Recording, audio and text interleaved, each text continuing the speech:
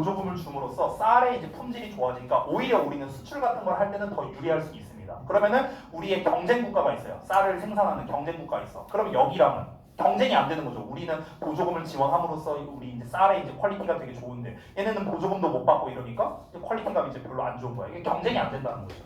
그렇죠? 그러니까 이런 문제가 생긴다는 거죠. 그러니까 우리나라를 예시로 들었는데 지금 이제 부유한 국가라고 했잖아. 부유한 국가는 얼마든지 보조금을 줄 수가 있습니다. 자국의 국민들에게, 자국의 농민들에게 보조금을 줄 수가 있고 그 보조금을 통해서 굉장히 고퀄의 뭔가 이제 생산품을 만들어낼 수가 있으니까 경쟁이 안 되는 거야. 딴 나라들은요. 그렇죠? 그럼 가난한 국가들 입장에서 어떻게 해야 돼? 얘네도 뭔가를 만들어서 수출을 해야 될 거 아니야. 가난한 국가들, 개발도상국은요 먹고 살려면요 무조건 수출을 해야 돼요. 수출을. 왜냐면 자급자족으로는 한계가 있기 때문에. 근데 이제 수출에서도 경쟁이 안 되는 거야. 그럼 이 가난한 국가들의 그런 어떤 이제 그런 부채 같은 거를 줄이려면은 얘네가 수출을 해서 돈을 벌어서 그걸로 부채를 갚아야 되는데 아니 이미 부자인 애들이 지네들이 다 해먹고 있는 거잖아. 그렇잖아. 지네들이 더 품질 좋은 거를 자기네 국민들에게 이제 지원을 해줌으로써 얘네가 더 고퀄을 수출하니까 얘네는 오히려 부유한 국가는 오히려 돈을 더 많이 벌고 보조금 지원을 통해서. 근데 가난한 국가들은 잘 안 나가는 거야. 즉 더 좋은 퀄리티에 더 값싼 게 나오는데 누가 얘네 거를 사겠냐고요. 그러니까 이 부채가 감당이 안 된 거죠. 가난한 그 나라들이 이제 부채를 줄이기 위한 그런 방법, 뭐 그런 것들은 이제 합의가 있었지만 이제 이런 무역 장벽이 역시나 생겨버리는 거죠. 됐어요? 다음 내용을 볼까요? 자, another example. 자, 또 다른 예시가 나오는데 would be domestic health or safety regulations랍니다. 국내 보건 또는 안전 규제라고 하는데요. 이것은 though not specifically targeting imports. 구체적으로 수입을 목표로 삼는 것은 아니죠. 국내 보건이나 안전 규제가 그렇진 않지만 could impose significant cost랍니다. 상당한 비용이 부과될 수 있답니다. on foreign manufacturers. 누구에게? 해외 제조업자들에게 있어서는요. 어떤 제조업자냐? seeking to conform to the imports market이라고 나왔죠. 아까 제가 장난감 예시 든 거랑 똑같은 겁니다. 그거예요, 그거. 그래서 그 수입자 시장에 수입자 그 시장에 순응하고자 이제 추구하고 있는 해외의 그 제조업자들에게는 상당한 비용이 될 수 있다는 겁니다. 이게 정확히 아까 장난감 예시로 생각하면 돼요. 유해물질 규제 이런 것들 그거 생각하면 되겠습니다. Industries in developing markets 개발도상국 시장의 산업은요. May have more difficulty 더 많은 어려움을 겪을 수가 있답니다. 뭐 하는 데 있어서 absorbing these additional costs 이러한 추가 비용을 여기서 absorb는 흡수하다라고 하면 이상하겠죠? 비용을 부담하다 이 정도로 해석하면 돼요. 이러한 추가 비용을 부담하는 데 있어서 더 많은 어려움을 겪을 수 있답니다. 개발도상국이 보조금 지원이나 이런 것도 못 받아요. 그쵸? 그냥 자기네들이 알아서 이렇게 잘 생산품을 만들어야 돼. 그래서 이거를 수출해야 된다고 했죠? 수출해서 돈을 벌어야 돼요. 근데 수출을 하는데 그 나라에서 어떤 규제를 걸어버리는 거야. 어떤 규제? 안전 규제라든가 뭐 이제 국내 보건 규제라든가 이런 걸 걸어버리는 거야. 아까 말했던 그런 유해물질 이거 검출됐네요? 우리 안 받아. 이렇게 해버려. 그럼 얘네는 팔아야 되는데. 그럼 딴 나라에서도 이제 그렇게 해버려. 그럼 이제 얘는 어떻게 해야 돼? 그 나라의 규제에 맞게끔 다시 생산을 해야 될 거 아니야. 그럼 거기에 또 비용이 들어간다고. 됐어요? 그러니까 결국 개발도상국에 있는 사람들은 추가 비용을 부담하게 될 수밖에 없으니까 굉장히 더 많은 어려움을 겪을 수밖에 없다는 거죠. 됐나요? 그래서 내용이 좀 전체적으로 이게 지금 이제 경제라든가 국제 무역에 관련된 내용이라 여러분 입장에서 좀 어려웠을 수밖에 없는 글이거든요. 그래서 제가 이 글은요 구조화를 그냥 했습니다.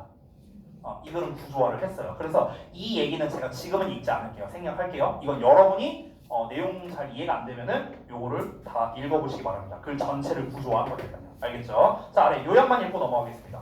부유한 국가들이 시행한 비관세 무역 조치는 농업 보조금, 국내 규제 이런 거에 예시를 통해서 보여주듯이 개발도상국에 큰 영향을 끼친다라는 겁니다. 그래서 얘네들이 좀 되게 많이 힘들어지게 된다라는 거겠죠. 있는 놈들이 더 헤쳐먹는다고요. 됐어요? 자, 다음 내용 넘어가겠습니다. 31번입니다.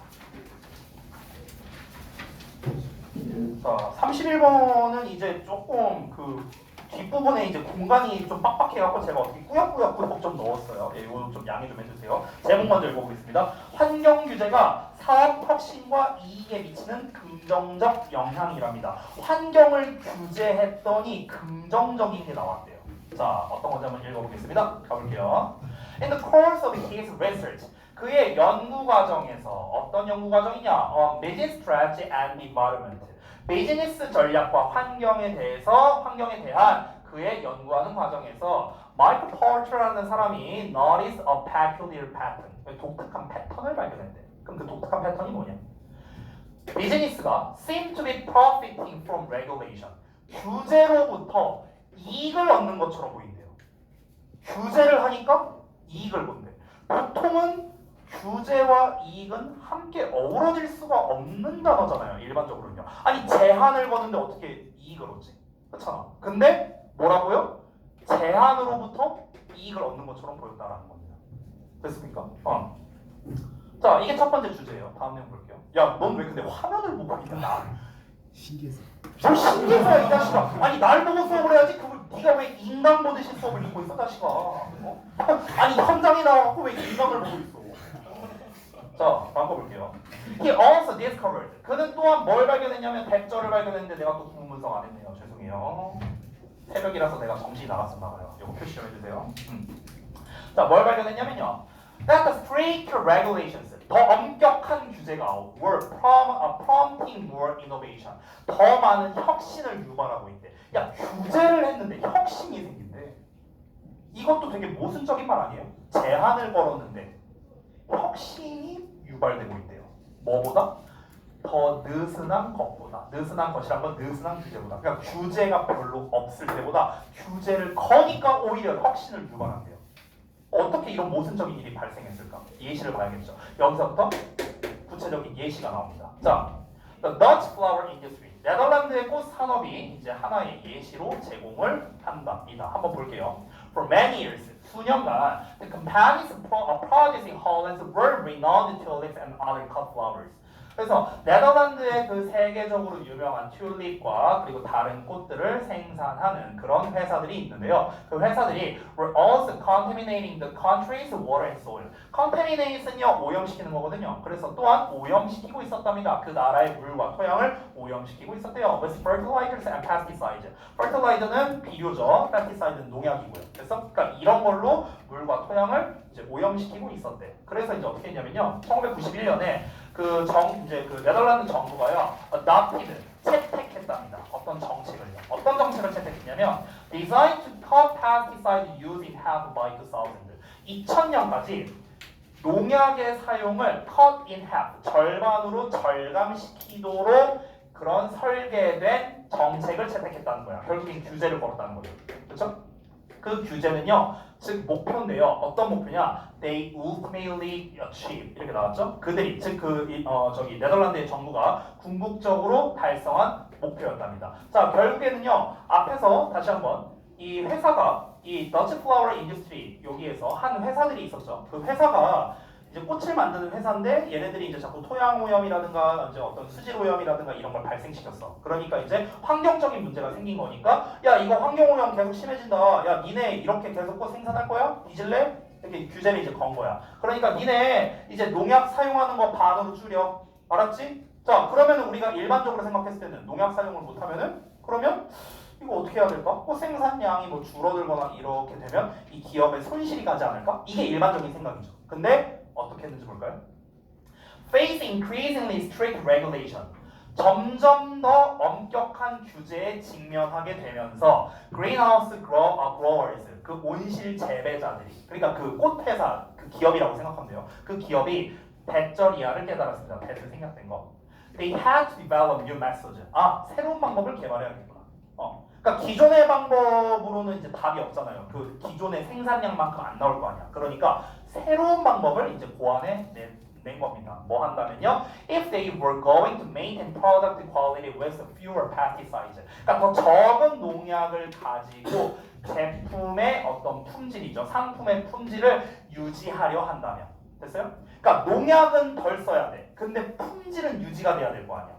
그렇죠? 아니 진작에 농약을 안 쓰고 품질이 유지가 됐다면 농약을 애초에 안 썼겠죠 얘네가. 그게 안 되니까 농약을 많이 썼을 거 아니야. 근데 규제를 걸었잖아. 너네 농약 반만 써라. 규제를 걸었잖아. 그럼 얘네가 어떻게 해야 돼? 이걸 어떻게 해야 그럼 품질이 유지가 될까? 이거를 고민할 수밖에 없겠죠. 그렇죠? 여기서 품질을 기준으로 말했지만 기존의 농약을 반만 쓰라고 하는 거는요. 생산량이 절반이 될 수도 있잖아요. 그렇죠? 그럼 얘네 매출 반토막 되는 거예요. 그렇잖아. 그러니까 얘네는 뭘 생각해야 돼? 농약을 우리가 적게 쓰면서도 생산량도 똑같고 그리고 그 꽃의 품질도 유지가 돼야 돼. 그러면 어떻게 해야 됩니까? 방법을 바꿔야죠. 그러니까 새로운 방법을 개발해야겠구나 하고 깨달았다는 거야. 이해됐죠? 그래서 in response 이거에 반응해서 그들이 바꿨답니다. to a cultivation method 아예 재배 방식으로 바꿨는데요. 어떤 재배 방식이냐면 they circulate water 그러니까 물을 순환시킨답니다. in closed loop system 그러니까 폐쇄 루프 방식으로 물을 순환시키는 그런 재배 방식으로 전환을 했대요. 그리고 grows flowers in a rock wool substrate라고 나왔죠. 그래서 안모 배양관에서 꽃을 기르는 뭐 이런 방식으로 전환을 시켰답니다. 솔직히 여기에서 뭐 폐쇄 루프 시스템이라든가 안모 배양관이라든가 이런 걸 몰라도 되긴 해요. 몰라도 되는데 그냥 궁금할까봐 써놨습니다. 알겠죠? 이 글을 읽는 데에는 뭐 지장은 없습니다. 어쨌든 중요한 건 뭡니까? 규제를 받았어. 그래서 이 규제를 받았으니까 방식을 바꾼 거야. 방식을. 됐어? 방식을 바꿨다. 이해하면 됩니다. 자, 그랬더니 the new system, 새로운 시스템을 적용했으니까 이제 어떻게 되겠습니까? 농약을 실제로 반밖에 안 쓰니까 어떻게 되겠어요? 당연히 pollution이 reduce 되겠죠. 오염이 감소했어요. released into the environment. 그러니까 환경에 배출되는 오염은 당연히 감소가 됐겠습니다. 근데 여기까지만 보면은 좋은 게 기업 입장에서는 사실 좋을 게 없잖아. 기업 입장에서 환경 오염 뭐 막아서 좋다는 아니죠. 기업 입장에서 돈을 벌어야 되는데, 그렇죠? 근데 그것뿐만 아니라 it also increased profits. 이익이 증가됐답니다. 이익이 증가됐대요. 뭐 함으로써? By giving companies greater control over growing conditions. 그래서 재배 조건에 대한 더 큰 통제를 회사들에게 줌으로써라고 나왔어요. 그럼으로써 이익을 증가시켰답니다. 근데 이제 이 말만으로는 여러분이 좀 와닿지 않을까봐 기업이 얻은 이익이란 게 대체 무엇이냐라는 거를 제가 좀 자세히 써놨는데요. 이건 한번 읽어보겠습니다.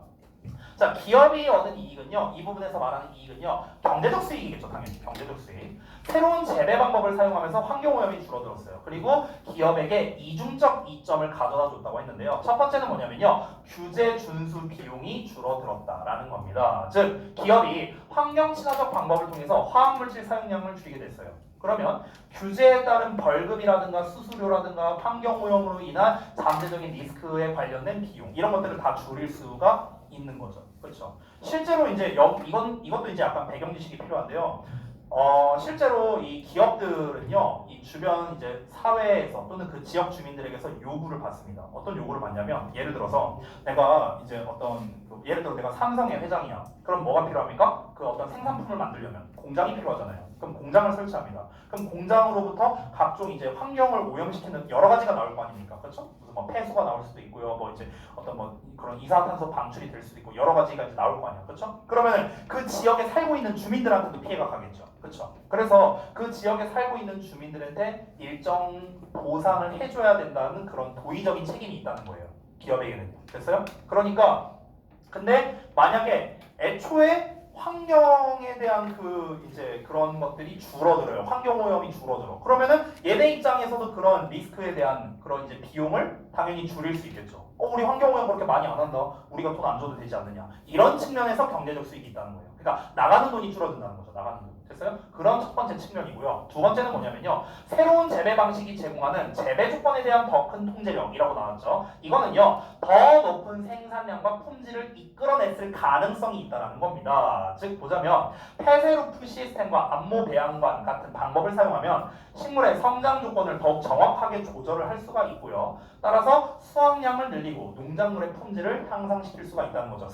만약에 규제가 없었다면 이런 방법을 안 썼을 거 아니에요. 그렇죠. 근데 규제가 들어가니까 새로운 방법을 고안해냈고, 근데 마침 그 새로운 방법이 오히려 수확량과 농작물의 품질이 향상됐다는 거죠. 이로 인해서 판매량이 증가하고 더 높은 가격으로 판매할 수 있게 돼서 이익이 증가했을 수도 있다라는 겁니다. 결국 이런 변화를 통해서 기업은 환경 보호에도 기여하면서 동시에 자신들의 경제적 이익도 증가시킬 수 있다는 거죠. 이런 이중적 이점을 얻게 됐다는 거야. 환경 보호에 기여한다는 게 왜 이점일까요? 기업 이미지에 좋잖아요. 그렇잖아. 우리는 친환경 기업이다. 기업 이미지에 좋죠. 그러면은 당연히 판매량이 증가할 수 있겠고요. 이미지가 좋아지니까 경제적 이익도 당연히 따라오게 되는 거고. 이런 측면에서 이중적 이점이 있다. 그래서 그거를 이렇게 짧게 써놨습니다. 그러니까 이제 이 글만 보고도 조금 여러분이 이해하기 어려울 것 같아서 제가 좀 배경지식적인 측면과 같이 넣어서 설명을 드린 겁니다. 됐죠? 자, 요약문 한번 읽어보겠습니다. 엄격한 환경 규제는 사업체들에게 뭘 촉구했다? 혁신을 촉구했어요. 혁신, 방법을 바꾸게끔 촉구했죠. 이거는 네덜란드의 꽃산업에서 보여주듯이 오염 감소와 이익 증가를 동시에 이루게 했다. 이렇게 정리할 수 있겠습니다. 됐나요? 넘어가겠습니다. 오늘의 마지막 지문입니다. 32번입니다. 요거 하면은 이제 끝납니다. 요거 하면 끝나고 이제 당연히 남은 시간 동안에는 이제 아까 말했던 이제 우리 뭐 단어라든가 뭐 숙제 검사라든가 뭐 데일리라든가 이런 거 하겠죠. 오늘 여러분이 좀만 잘한다면은 좀 일찍 퇴근하실 수도 있겠네요. 네, 파이팅 하십시오. 자, 마지막 32번 보겠습니다. 아, 이럴 줄 알았으면 그냥 다 만들 걸. 제가 시간이 없어. 자, 제목 먼저 볼게요. 결과보다 노력을 중요시하는 비이성적 선호라고 되어 있습니다. 네, 이걸 쉽습니다. 쉬워요. 안 어렵습니다. 가볼게요. 자, it's hard to pay more. 더 많은 돈을 지불하는 것은 어렵답니다. for 뭐에 대해서요? The speed, but highly skilled person. 그러니까 빠르지만 고도로 숙련된 사람한테는요 더 많은 돈을 지불하기가 어렵대요. Simply because 왜 그럴까요? 단순히 뭐 때문에 그러냐? There's less effort being observed. 관찰되는 노력이 단순히 적기 때문이랍니다. 아 이거 되게 슬프네요. 네. 그러니까 쉽게 말하면 무슨 말이냐면요. 일 잘하는 사람한테 원래 돈을 많이 줘야겠죠. 근데 일 잘하는 사람한테는요 돈을 많이 주기가 어렵대요. 왜요? 이 사람이 일을 너무 빨리 끝내버리니까 티가 안 난다는 거야. 이 얘기하는 거야 쉽게 말하면. 됐어요? 그래서 내가 아닙니다. 넘어갈게요. 네. 아니에요. 네. 자, researchers. 자, 두 명의 연구원이 once did a study. 자, 이제 한 연구를 했었는데요. 어떤 연구냐면 in which they asked people. 그들이 사람들에게 물어봤대. 뭐라고 물어봤냐? 이렇게 물어봤대. How much they would pay for data recovery. 그러니까 데이터 복구에 그들이 얼마를 지불할 거냐라는 거를 이제 물어보는 그런 이제 연구를 한 적이 있었답니다. 자, 그래서 그들은요. 요거 좀 잠깐만 볼게요. 여기서의 그들 제가 화살표 표시해놨다시피 여기는 이제 두 명의 연구자거든. 근데 여기서의 데이는 people이에요. people. 알겠죠? 헷갈리지 말라고 체크해놨습니다. 자, 그 연구원들은 뭘 발견했냐면요. 사람들이 would pay a little more. 약간 더 많은 돈을 지불할 거래요. 누구에게요? 뭐에 대해서? For a greater quantity of rescued data. 더 많은 양의 복구된 데이터에 대해서 돈을 더 지불할 거라는 거를 발견했는데 라고 생각을 했지만 what they were most sensitive to. 즉 사람들이 most sensitive, 더 민감하게 한 것은, 그러니까 민감하게 여긴 것은요 was the number of hours 였답니다. 시간의 양이었대요. 시간 수였답니다. The technician work, 그 기술자가 일한 시간이었대요. 됐어? 그러니까 데이터 복구를 얼마나 많이 했느냐가 중요하다고 사실은 생각했는데 실제로 어땠습니까? 얘가 얼마나 많이 일했느냐가 더 중요했다라는 겁니다. 아니 데이터 복구를 하는데 5분 만에 끝난 사람이 있고요. 이틀이 걸린 사람이 있어. 그럼 5분 만에 끝낸 사람한테 돈을 더 많이 줘야 되는 거 아니에요? 원래 우리가 상식적으로 본다면 빨리 끝내줬으니까. 근데 그렇지 않았다는 겁니다. 이틀 걸린 놈한테 돈을 더 많이 줬대요. 네. 그러면 제가 전략을 좀 바꿔서 시간표도 천천히 짜고 자료도 느긋하게 만들고 빨리빨리 만들지 말고 이래야 되는 건가? 자, 한번 볼게요. When the data recovery. 자, 데이터 복구가 took only a few minutes. 몇 분밖에 걸리지 않았을 때 willingness to pay. 지불하고자 하는 그런 의지가 was low. 낮았대요.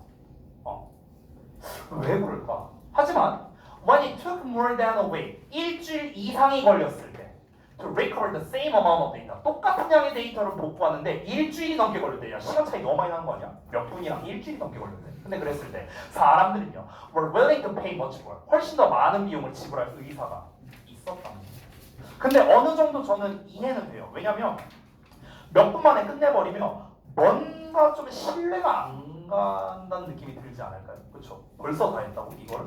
너 진짜 제대로 한 거 맞아? 약간 좀 이런 느낌이 드는 거죠. 아까 민재가 5분밖에 안 지났는데 단어 시험 다 봤다고 했으니까 이 새끼가 진짜 죄송해요. 진짜 단어를 제대로 본 게 맞나? 약간 이런 생각이 드는 것처럼 잘해갖고 빨리 한 건데 저만 해도 그렇게 이미 했네요. 그렇죠? 이따가 민재 단어 시험 결과 보면 알겠죠. 뭐. 자.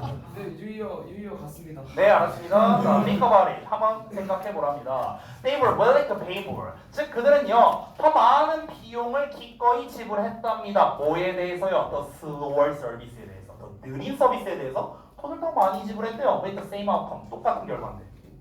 똑같은 결과인데 결과적으로는 그렇잖아요. 더 느린 서비스에 대해서 돈을 더 많이 냈죠. fundamentally. 그러면 근본적으로 when we value effort over outcome 우리가 결과보다 노력의 가치를 둘 때 우리는 무능함의 비용을 지불하고 있는 거네요. 맞죠? 무능한 거잖아. 몇 분 만에 끝낸 사람이 있고 일주일이 넘게 걸린 사람이 있어. 근데 일주일이 넘게 걸린 사람한테 비용을 더 많이 지불했다는 거잖아. 우리는 무능함에 돈을 더 많이 지불한 거죠. 그렇죠? 이게 뭐예요? 주제예요, 주제. 그럼 왜 그럴까 대체? 왜 우리는 무능함에 돈을 지불할까요? 다음 내용 볼까요? Although it is actually irrational. 자, 비록 그게 실제로는 비합리적이죠. 합리적이지 않잖아. 근데 그럼에도 불구하고 우리는 뭐라고 느끼냐면 more rational, 더 이성적이라고 느낀대. 그리고 more comfortable, 더 편안하다고 느낀대. Paying for incompetence, 무능함에 지불하면서 더 이성적이고 편하다고 느낀다는 거죠. 시간이 오래 걸렸으니까 왜 우리가 그렇게 생각하지 않을까? 얘가 꼼꼼하게 봤겠지.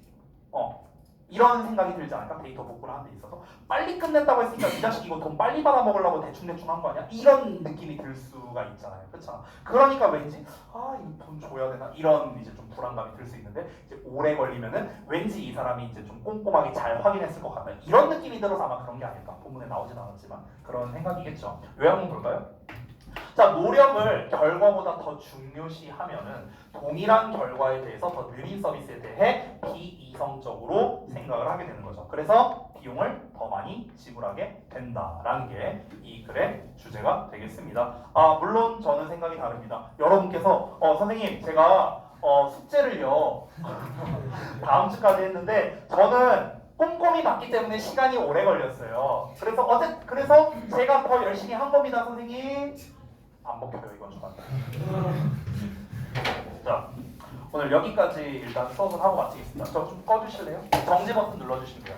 가운데 거 맞죠? 네네네.